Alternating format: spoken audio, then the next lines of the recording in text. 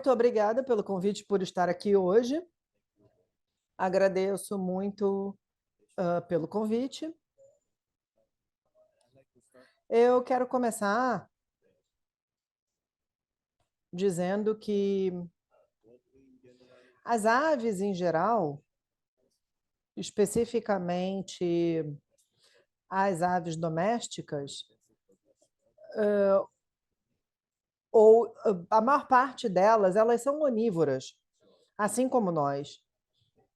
Então, elas gostam e elas podem comer proteínas animais.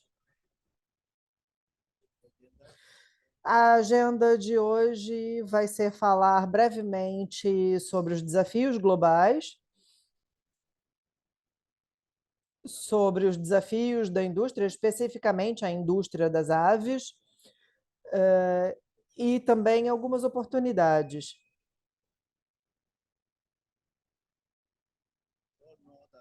Nós todos sabemos que as mudanças climáticas e o aquecimento global são reais e estão aí já. A população humana agora está entre 7,5 e 8 bilhões de pessoas. Eu diria que talvez já esteja até um pouquinho acima de 8 bilhões. Em 2050, nós vamos estar entre 9 e 10 bilhões. Eu acho que nós vamos estar próximos a 10 bilhões. E se a gente não fizer nada em relação ao desperdício alimentar, o desperdício da comida das nossas mesas, dos nossos mercados, esses 10 bilhões vão precisar de 100% a mais de alimentos. Então, com a sustentabilidade que nós começamos a discutir hoje, é algo que vai fazer com que a gente pense como produzir essa quantidade toda de alimentos e vão haver padrões diferentes. Alguns dos desafios que nós temos são as doenças, doenças globais, doenças aviárias ou humanas, como a influenza, a Covid, a ASF, a gripe suína, a BSE, que é uma coisa bastante importante nesse tópico que nós vamos discutir aqui agora. Em relação aos desafios da indústria, nós não podemos romantizar, a gente vê que está crescendo, mas nós somos voláteis todos os dias. E o ano passado foi um ano bastante interessante em termos de produção, mas a gente não teve uma redução tão grande quanto a gente queria alguns anos atrás, em relação às perdas. E quando eu comecei a trabalhar alguns anos atrás, a situação era diferente.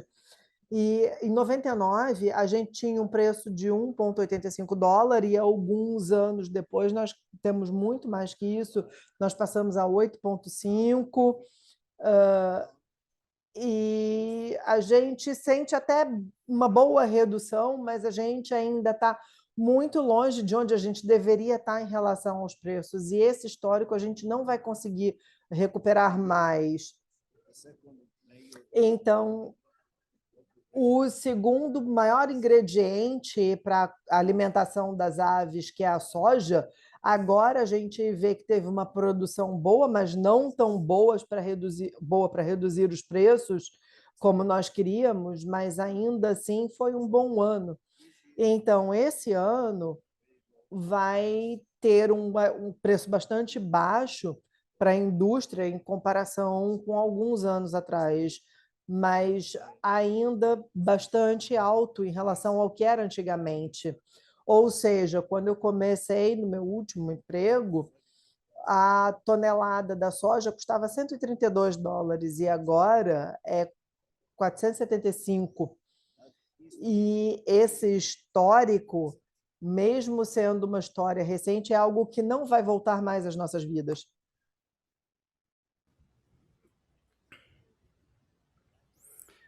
Então, o custo de ração para frango de corte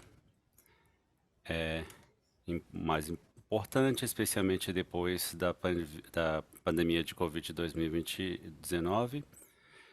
O trabalho aumentou muito também e nós vemos aqui que essa separação de linhas aconteceu por causa do trabalho também, do custo do trabalho, que está aumentando cada vez mais, que se separou do custo da ração. Aqui nós podemos ver como todos os custos mais importantes de 2000 até 2023, eles cresceram de forma linear e ração é o principal custo para o frango de corte e ela mais que dobrou nesse período de tempo, que é um período bem curto.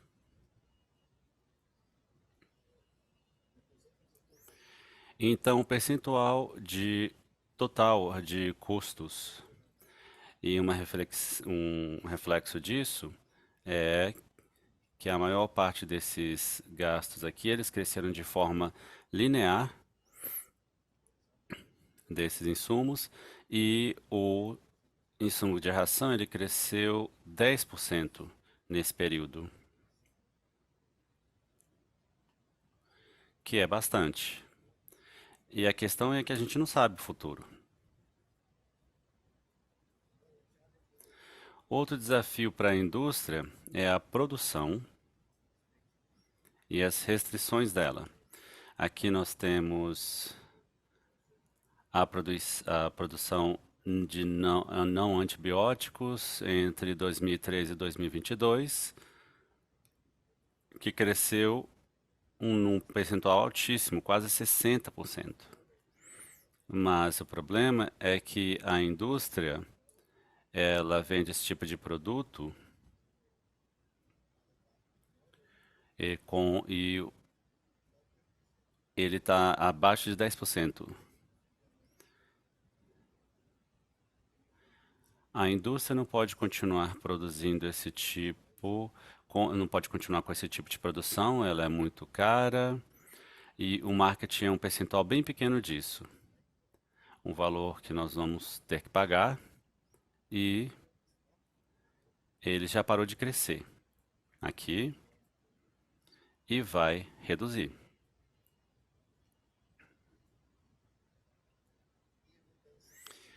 E aqui nós conseguimos ver a lucratividade da indústria. E aqui vemos em 2022 que aumenta e reduz em termos de lucratividade. E em 2023 foi um período muito negativo em termos de lucro para a indústria, por causa desses vários desafios. Um deles é a restrição das produções, como os produtos não antibióticos, e é muito caro. E você não consegue ter um retorno quando os consumidores adquirem um produto. Em 2015, o maior produtor de frango de corte nos Estados Unidos anunciou que ia remover todos os antibióticos humanos da sua linha de produção. Em abril de 2015 foi para os frangos de corte e no verão do mesmo ano também ele anunciou que ia reduzir também do gado, de carne de porco também e dos perus. E como nós vimos aqui,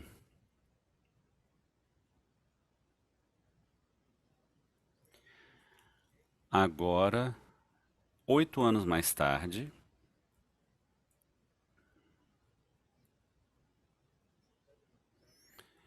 em setembro de 2023, o último setembro, eles anunciaram que vão se distanciar do sistema de produção NAE, ou sistemas não antibióticos. E agora eles estão dizendo que é melhor para os frangos, né, as aves, e para os consumidores também. E isso não é verdade, mas é o que eles estão dizendo de forma pública. Tem a ver com o custo e o lucro envolvido. Eles precisam ter lucro para sobreviver.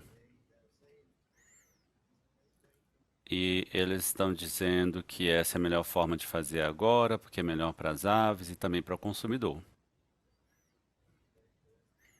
Bem interessante, né? Tem muito mais a ver, na verdade, com o custo. Então, existem essas coisas que precisamos fazer, porque senão o negócio pode estar em risco, né? E existem oportunidades dentro desses desafios.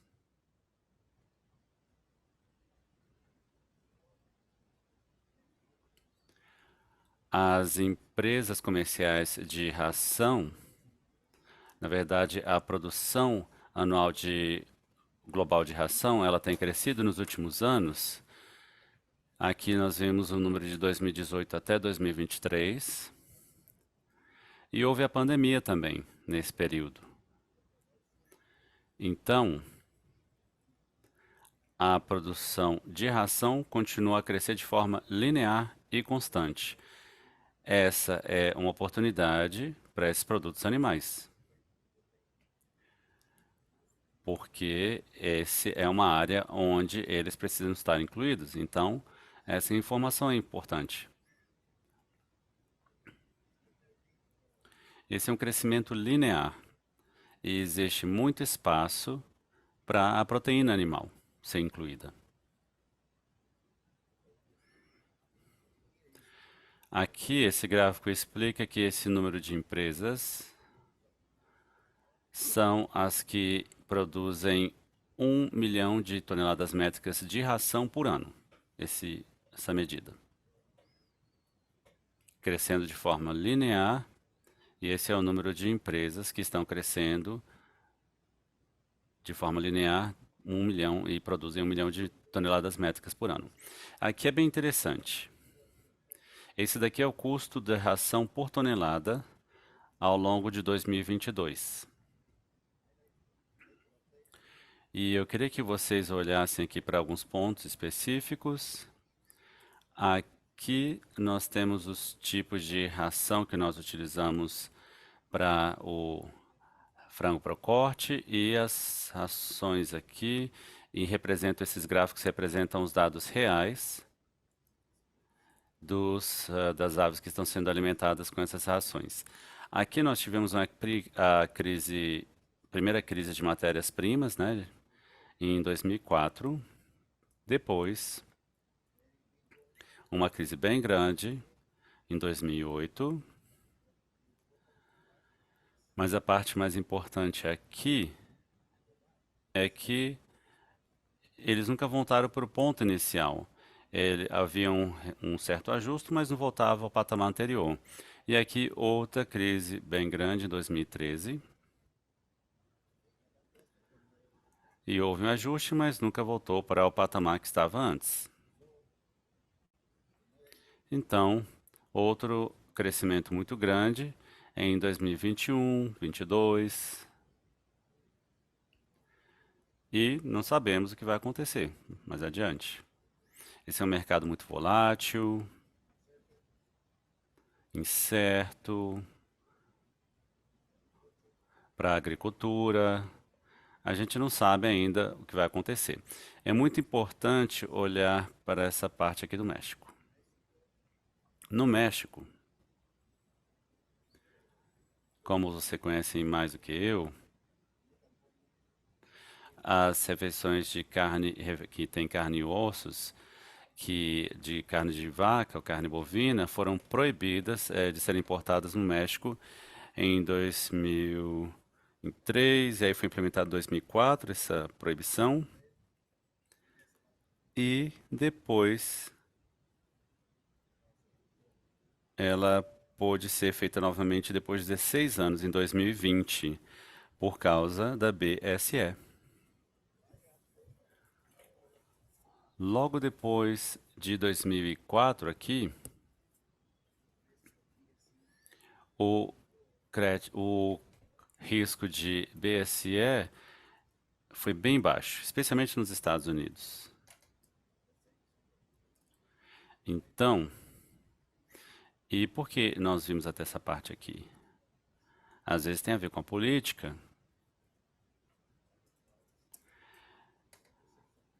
Eles querem definir alguma outra coisa com isso, mas nem sempre é uma boa razão. E ela às vezes tem uma razão boa, né? Mas ainda assim, esse período todo, por causa da doença da vaca louca, né? O BSE, houve essa proibição. E foi aqui, nesses aumentos, e a gente vai ver mais tarde, e isso nos ajudou muito a lidar com esses desafios. É coincidência? Ou algumas circunstâncias que estão presentes, mas é uma situação bem interessante para o nosso país ou para a indústria no geral. O que nós fizemos naquele período? Houve incrementos aqui e você pode fazer algumas coisas em algumas áreas, mas normalmente nós fazemos isso quando estamos numa emergência. Ninguém quer se arriscar quando não há uma emergência. Quando tem uma emergência, você toma esses riscos e o seu chefe fala para você, pode se arriscar. Então aqui em 2004, vocês lembram? Depois, em 2008, aqui em 12 e 13, então se lembra aqueles picos, né, de matérias-primas e commodities? E depois em 2022. O que a indústria fez foi reduzir os níveis de energia da ração, porque esse é o custo mais alto para a ração de frango de corte. E a gente usava, e ele constitui um custo muito alto. Nós tivemos que fazer, por causa das circunstâncias, e porque era uma emergência muito grande, e também porque foi algo que foi mandado a ser feito. E se, nesse caso, nada acontecia, o desempenho do frango de corte começou a melhorar de forma contínua a cada ano. Então, gastamos dinheiro,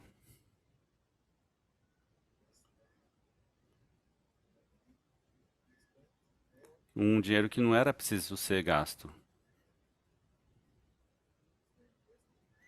Bem interessante, né? E a gente não sabe o que vai acontecer depois, mas é muito importante você analisar e revisar os seus dados. A informação está sempre lá.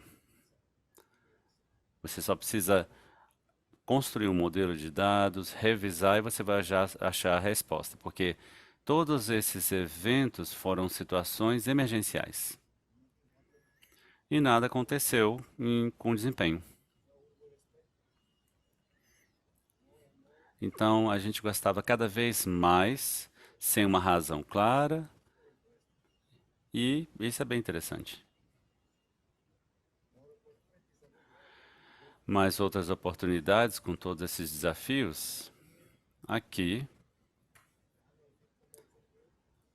a taxa anual de conversão de ração, essa linha azul, que está descendo cada vez mais todos os anos, né, de forma bem consistente. E o peso vivo, a média de peso vivo, ele está aumentando a cada ano de forma consistente também. Isso é sustentabilidade. Não aquele vocabulário que a gente está utilizando agora, ou a forma como é apresentada agora. Essa forma de observar a sustentabilidade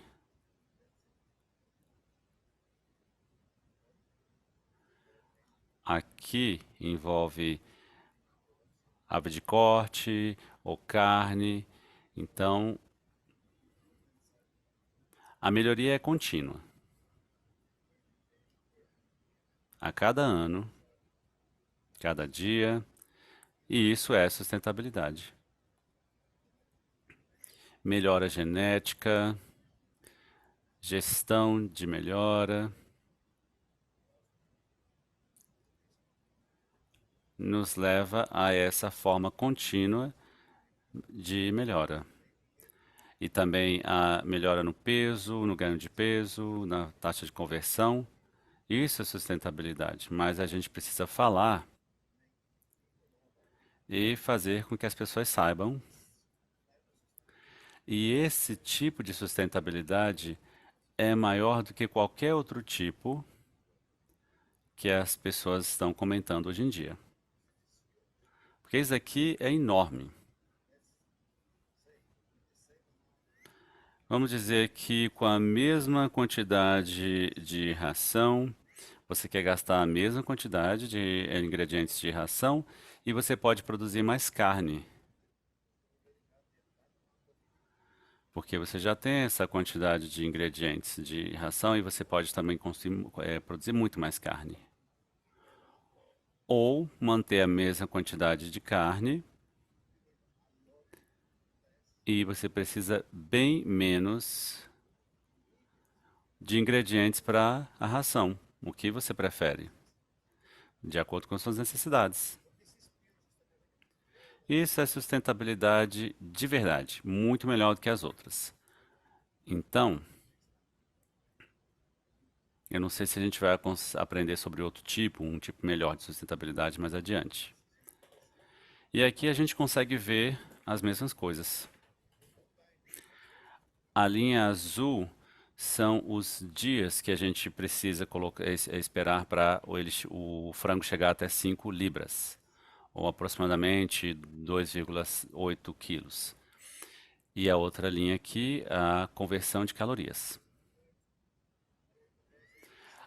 A conversão de caloria é a mesma coisa de ração, da conversão de ração. Quanto menos tempo você precisar e menos caloria também para você conseguir um frango no próximo de 2,8 quilos. Isso é sustentabilidade. É sustentabilidade real, não o que eles estão comentando hoje em dia, que é importante também. Não estou dizendo que não é importante, mas esse daqui é muito mesmo. E são coisas que a gente não comenta. A gente deve falar e sair e falar com as pessoas sobre isso para mudar a percepção sobre a produção de carne. E as pessoas falam, ah, a produção de carne é ruim. E você diz, não, ao contrário, é muito boa e muito sustentável.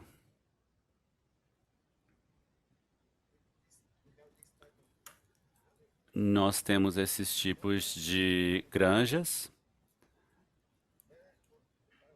muito bem controladas em termos de climatização e mais limpas.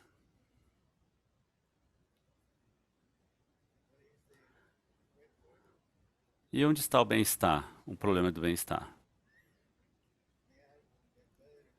Aqui,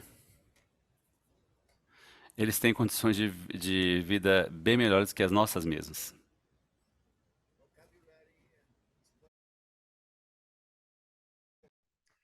Então, vocabulários e discussões sem informações com base, às vezes é importante, a gente tem que prestar atenção, porque a gente está aqui, a gente tem que estar ciente de tudo isso.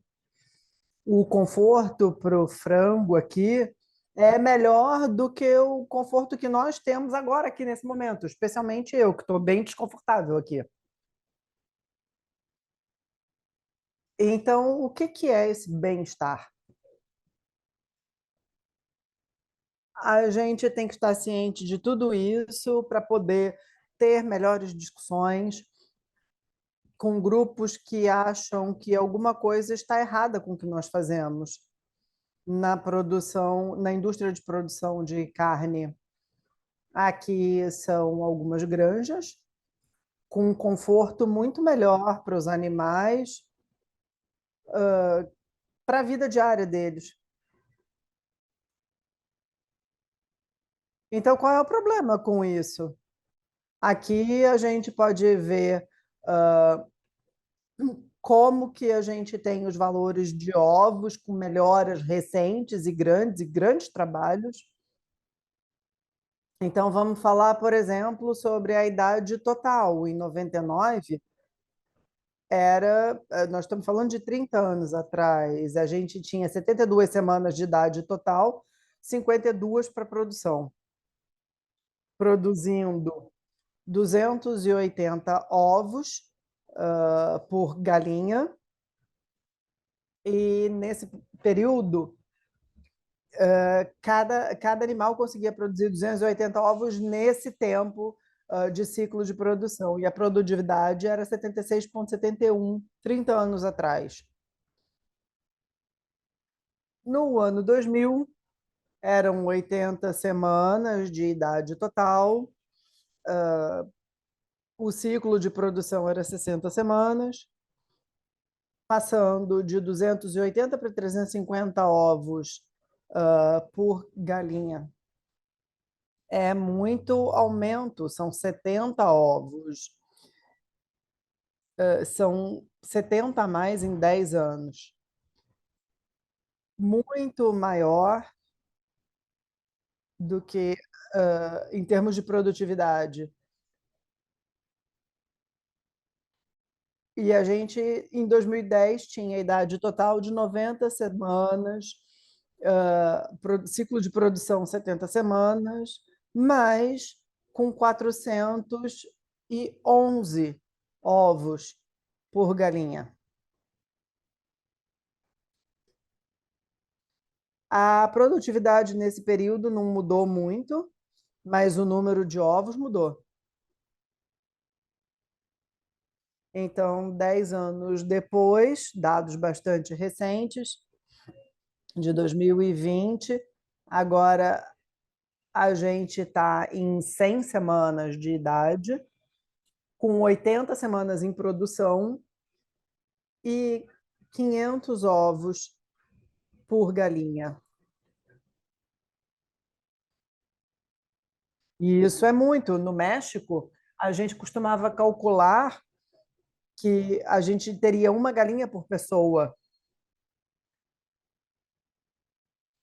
Então, a gente teria o consumo do ano todo. E toda vez que a gente tem mais de uma galinha por pessoa, o preço cai.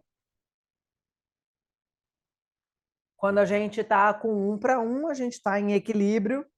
E quando tem menos de uma por pessoa, daí a gente tem grandes doenças, principalmente causando isso, aí os preços aumentam. Então agora a gente precisa de mais gente, porque cada galinha produz muitos ovos. E não só ovinhos poucos, porque com essa idade desses animais,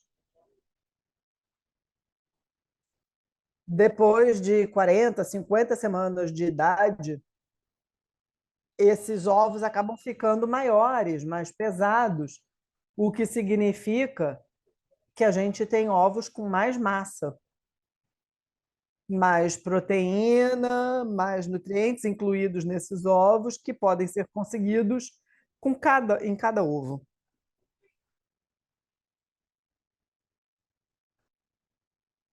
E a produtividade agora está em quase 90%. Então, isso é sustentabilidade. É uma sustentabilidade grande e real. E nós somos os responsáveis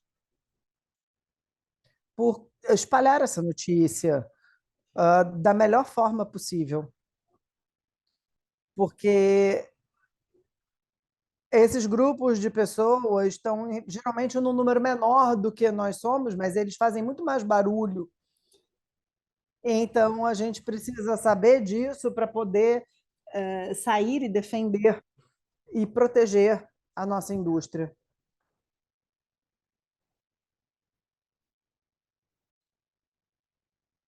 Mas para fazer isso, com os frangos e com as galinhas, a gente precisa fazer algo diferente para que a gente consiga atingir esse potencial. Então, o esqueleto é um fator bastante importante. A gente precisa ter um esqueleto maior e mais forte, tanto para o frango quanto para as galinhas. Todo esqueleto é importante, mas alguns ossos em particular são críticos. Ah, em termos da sua confirmação, principalmente para os frangos. Esses ossos são importantes, todo o esqueleto é importante, mas esses aqui são muito mais importantes para os frangos. A gente precisa fazer com que eles cresçam mais fortes, porque, como eu falei para vocês, a gente quer mais ovos e ovos maiores, então a gente precisa que esses animais cresçam melhor.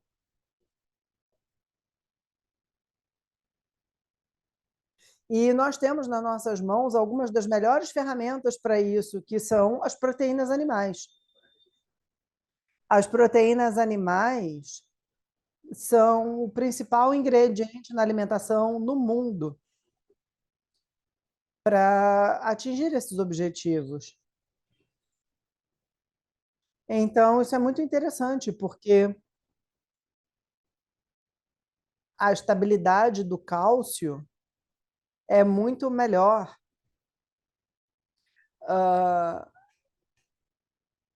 das fontes orgânicas e de ossos do que das fontes inorgânicas.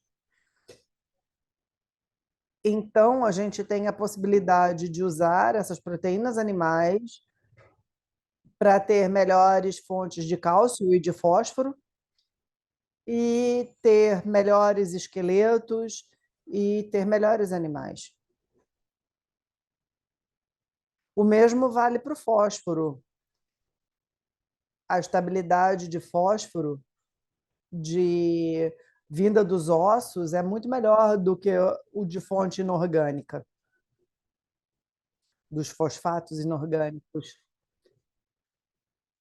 Independente de você ter outras fontes sendo usadas agora, como as vitaminas, com ou sem elas. Agora vamos passar para as proteínas animais. Mas, como nós vimos, nós estamos numa situação muito boa para aproveitar essas oportunidades, porque a gente está tendo cada vez mais desafios. Eu gosto de começar com a definição, porque muitas pessoas vão questionar o que vocês estão usando como subprodutos ou resíduos, porque as novas gerações questionam o vocabulário dizendo que tem alguma coisa errada, mas não é isso. A matéria-prima que a gente está usando é importante, é mais uma alternativa para o nosso trabalho. E os ingredientes podem ser tradicionais, mas isso não significa que haja alguma coisa errada. Talvez ele só não seja o mais adequado. E aqui não está mais funcionando.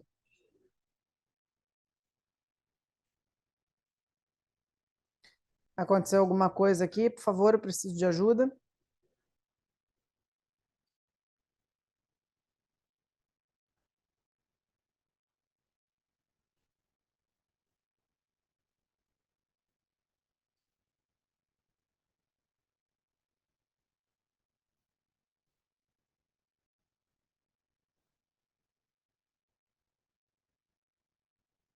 Ok, obrigado. Bom, os subprodutos.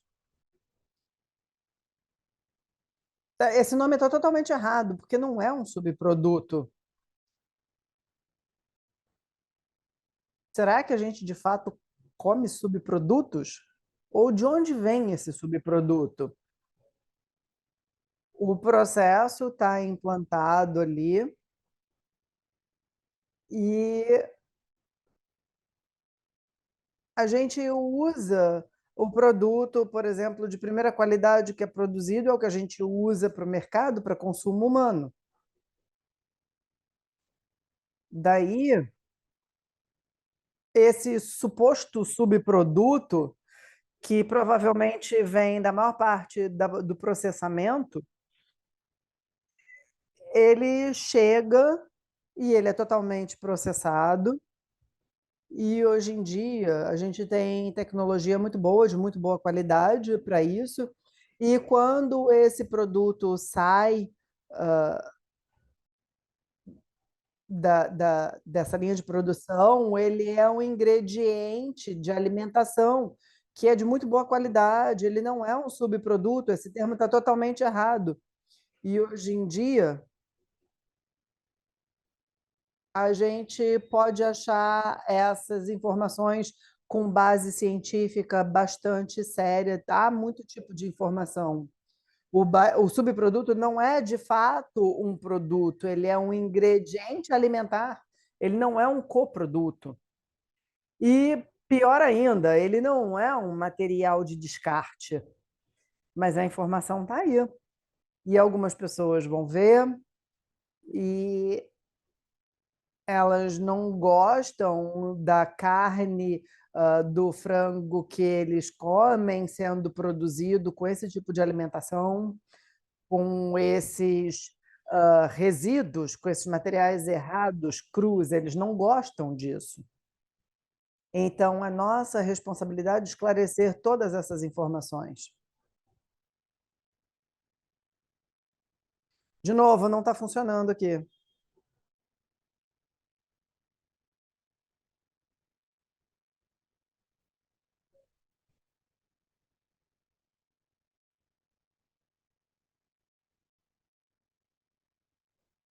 Será que o problema é porque eu sou muito lento? Alguma coisa desse tipo?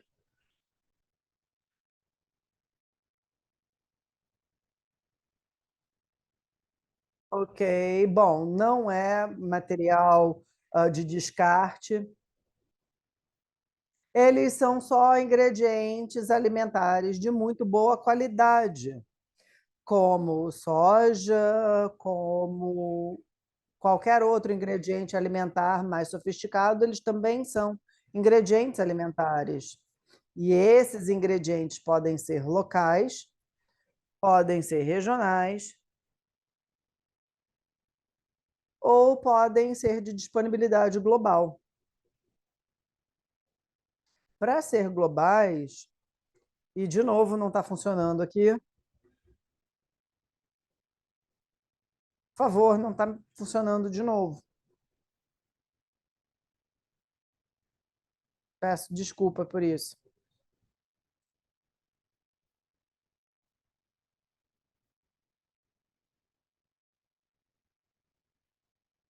Bom, então, para ser global, precisa ter um volume suficiente, porque global significa isso, um grande volume. E para ser global, ele também tem que ser de um grande valor econômico, porque o volume e o valor econômico são as duas coisas que a gente precisa conseguir ter no mundo todo. Então, quando você tem o valor econômico e o volume, você pode levar o mercado para outro lugar, daqui para a Ásia, para todos os lugares do mundo. Com um bom volume, com um bom valor econômico, tudo se paga. E a gente tem isso nas proteínas animais que nós estamos discutindo aqui hoje. E para provar isso, essas são as exportações de alimentos de proteína animal. E por que que a gente tem isso? Porque a gente tem os volumes, a gente tem o valor econômico para isso também. E eu tenho certeza que isso vai continuar a crescer. Aqui é para mostrar para vocês como que está distribuído no México. Eu realmente acho e espero que nós estejamos chegando a mais de 20, espero 25%,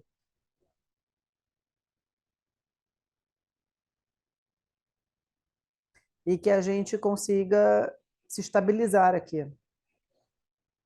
Porque a gente precisa disso, pelo menos no México.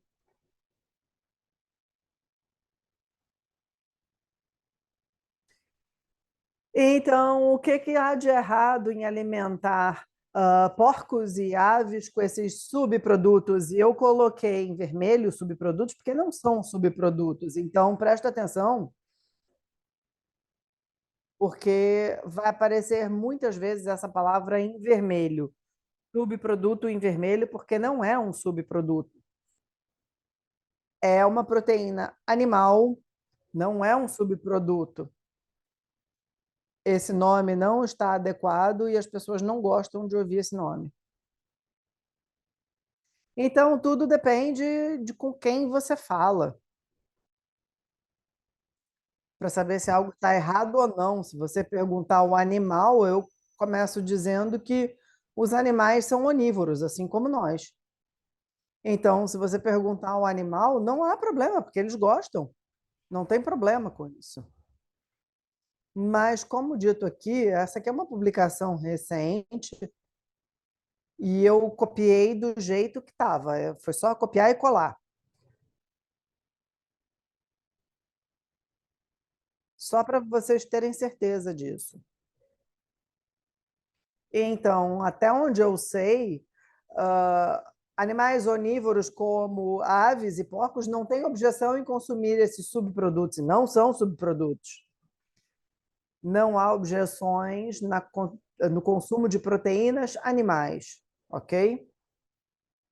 Se você perguntar ao produtor, para o produtor de porcos e de aves, de novo, não são subprodutos, são proteínas animais que podem ser uma fonte barata de nutrientes que diminuem o custo da formulação. E isso é muito importante. São ferramentas muito boas para esses grandes desafios que nós temos. Então, há um incentivo claro no uso desses ingredientes. E se a gente perguntar aos recicladores, é claro que eles não são contra isso, é verdade que eles têm um papel na promoção do uso de subprodutos animais, eles não estão promovendo isso. Vocês estão aqui, de alguma forma, vocês estão na cadeia de reciclagem, vocês promovem o uso de subprodutos? Não, vocês estão promovendo as proteínas animais, os ingredientes alimentares. E aí, se você perguntar ao consumidor, e depende de como você pergunta e da informação que você está usando, mas isso tem relação com a preocupação no consumo de alimentos derivados de animais. Então, depende de como lidar com isso. É verdade, ninguém quer pagar mais do que tem pela comida. Isso é uma afirmação muito forte. Se você contar a história certa, então, e é verdade, ninguém quer gastar mais dinheiro, então a gente está em linha com tudo. Então, ao mesmo tempo, você quer ter certeza que esse alimento é seguro, completamente seguro. Mas algumas vezes as pessoas acreditam que a coisa é segura só por causa da informação, ou como as coisas estão escritas, ou como nós falamos, ou o vocabulário que a gente usa. Então, é seguro. E a história mostrou que esse é sempre o caso. Algumas coisas crescem historicamente e algumas vezes permanecem ali adequadamente ou não, e a gente trabalha com isso e a gente pode rever, a gente pode mudar a história e voltar ao ponto original que nós estávamos. Então, Então, eu fiz esse estudo, tem esse estudo bem grande aqui, que foi bem caro, que foi feito na Europa, porque houve uma história semelhante à do México, talvez um pouco mais extrema, né? Não sei se é a palavra é adequada, mas eles gastaram muito tempo e dinheiro. E eles queriam ver e processar as proteínas animais para saber se estavam seguras e se eram seguras para reutilização na ração de animais. Primeiro, eles não acharam nada novo, mas gastaram muito dinheiro e tempo. Eles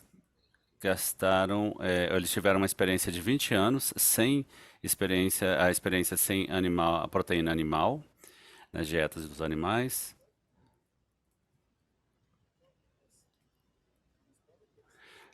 Porque às vezes se torna política, e depois de um ano ou 2 anos acabam se transformando em 20 anos de desperdício de dinheiro,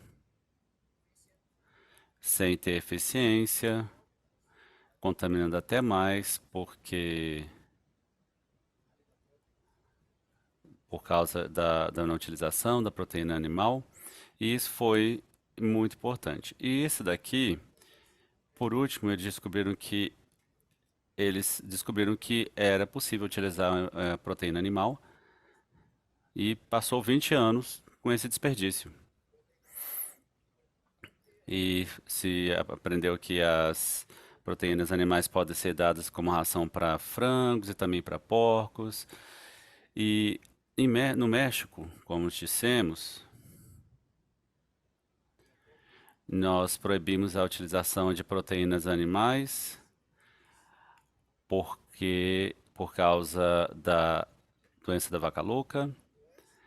E nos Estados Unidos houve uma redução do número de produtos dos produtos por causa do produtos livres de antibióticos e esses sistemas de produção eles não têm que utilizar as dietas baseadas em legumes, né, ou baseada em dieta vegetal.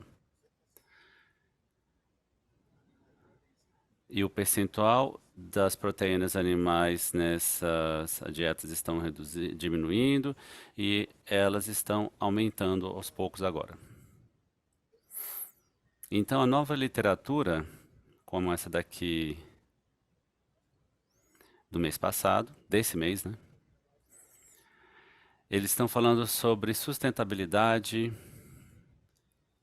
e fontes de proteína alternativas sustentáveis, como produzidas de forma local e essas aqui,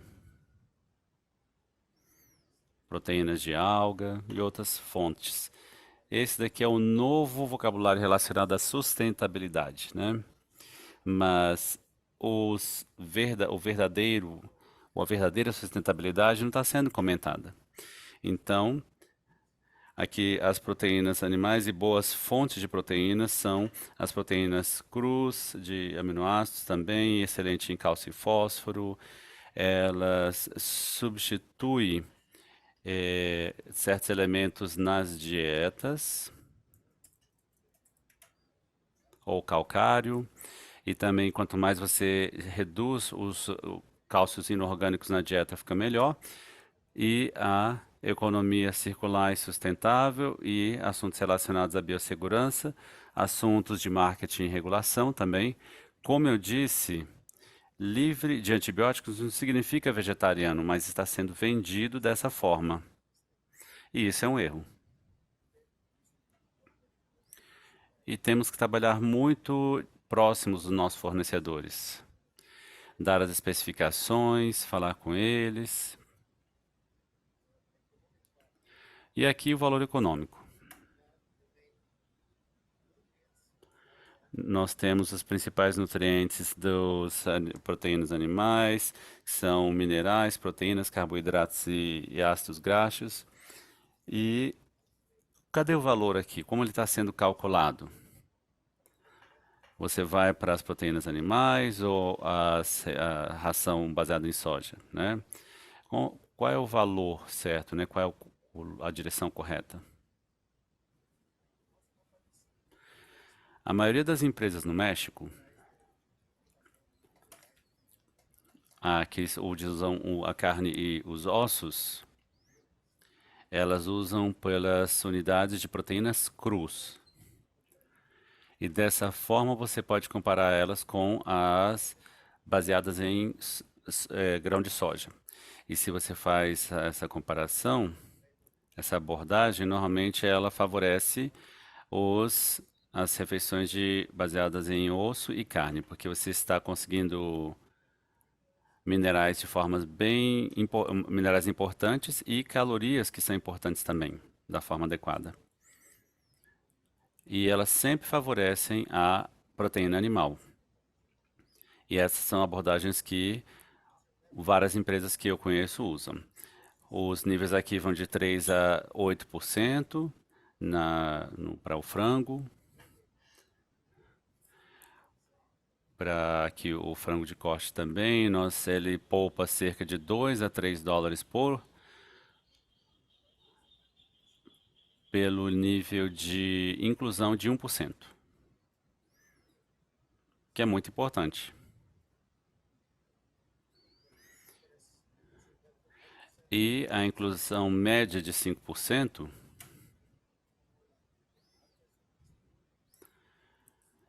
você usa 5% nesse caso, ela vai poupar 12,5% 5 dólares por tonelada métrica de ração. Tem algumas empresas que fazem uma produção enorme por ano. Se a gente pensar que está usando 5% em 2,5 de toneladas métricas de ração, você deve lembrar que durante 16 anos a gente não teve acesso a ela, né? Por não ter essas rações baseadas em carne e osso durante 16 anos. Nós perdemos uma média de 250 milhões de dólares usando 2,5 milhões de toneladas métricas. E se você for muito conservador, essa é a quantia de dinheiro que foi perdida, que deixamos de ganhar por causa de algumas decisões políticas. Lembrem disso daqui, esse gráfico, lembra? A gente não sabe para onde vai a partir de aqui. Lembra desse?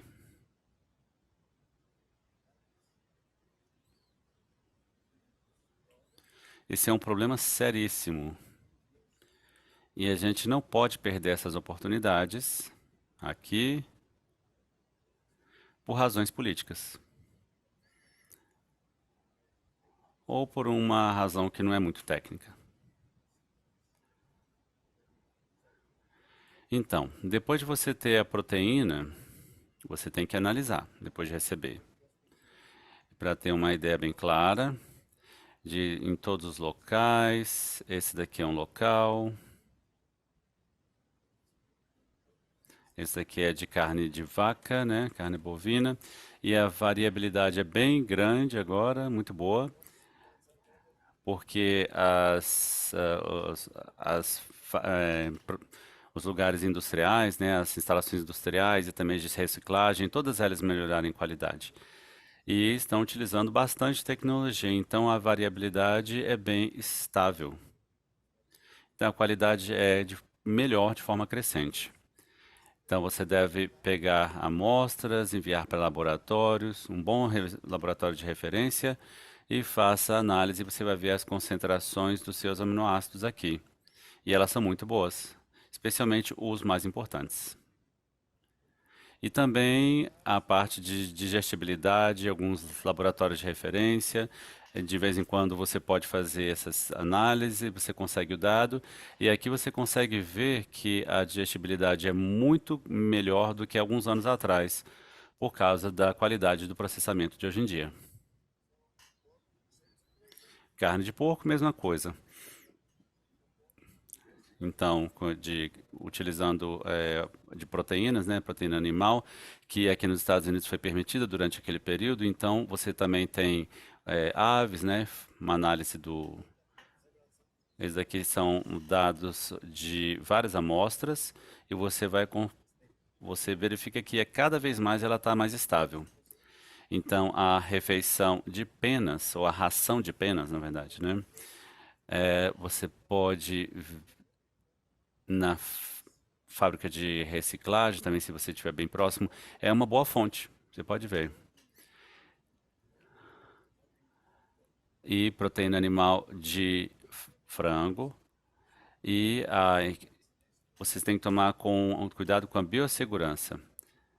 Então, as empresas, mas no México, normalmente elas consumem as próprias fábricas. Os insetos, não sei bem, se eles forem para o mercado e crescerem em volume, eu espero que isso for depois de a gente consumir todas as proteínas que nós temos na nossa cadeia de produção e não para substituir.